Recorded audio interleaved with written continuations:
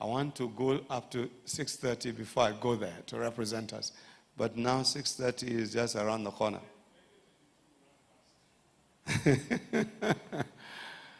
Glory to God forevermore. Let me finish with my Joel chapter 2, verse 17. I had wanted to take you to kingship and priesthood. Maybe we'll do it tomorrow if the Lord permits. Otherwise, we'll just take another part tomorrow for the spoils. But at least you got something. So let the priests who minister to the Lord,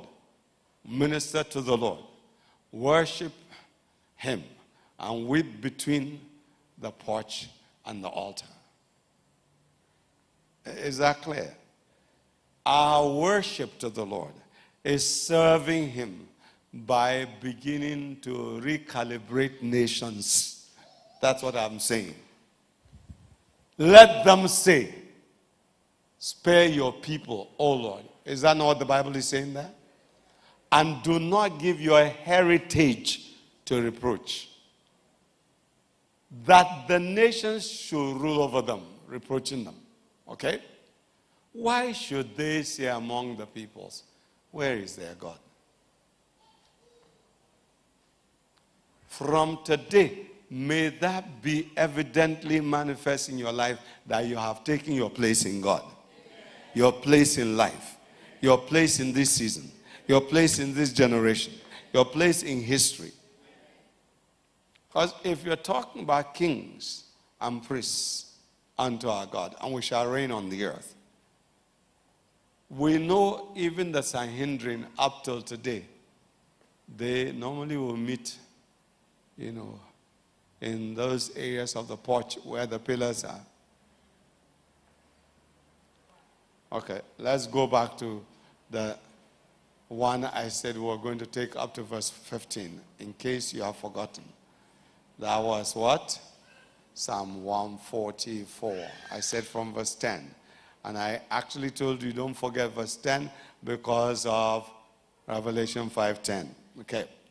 The one who gives salvation to kings, and you're supposed to be a king, who delivers David, Abu, his servant, from the deadly sword. Okay? Rescue me and deliver me from the hand of foreigners, whose mouth speaks lying words, whose right hand is a right hand of falsehood. So there are people who, fortunately, unfortunately, end up with what? Lies, falsehood. If you still operate there, then you are one of the strange children, foreigners. But as we're delivered, what is the purpose? That our sons may be as plants grown up in their youth. Meaning from now on, we'll train our children right from the beginning. Have you noticed those people, they train people right from childhood? If they see somebody with potential, instead of looking for some fault in him to put him down, like they do in the, Christendom, they quickly draw that person. They will give you everything you need. They will give you money. I remember one particular person, and I won't go further than that, came to me. We were in East Legon. That's a part of ACCRA, for those of you that are out there. Palm Street at that time. And he came, he said he has to go for a particular gig. He was talking of, one evening type of thing that they were going to do. And it was a concert. So you would say it's not evil. Do you know how much they were going to pay him? 80,000 pounds sterling for that one night. But it was also a trap for him to now be promoted in the Freemasonry. That's a musician.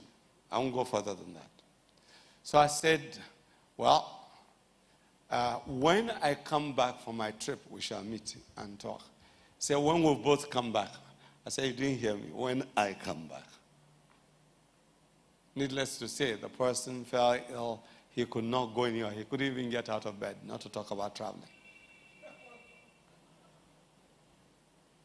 Sometimes you are praying against a sickness that might be, your salvation. I'm not saying every sickness is your salvation. Don't get me wrong. I never said that. All right? There might be specific things you ask God, what's going on? Like somebody I finished praying with. This was in Kano itself, in Nigeria. An officer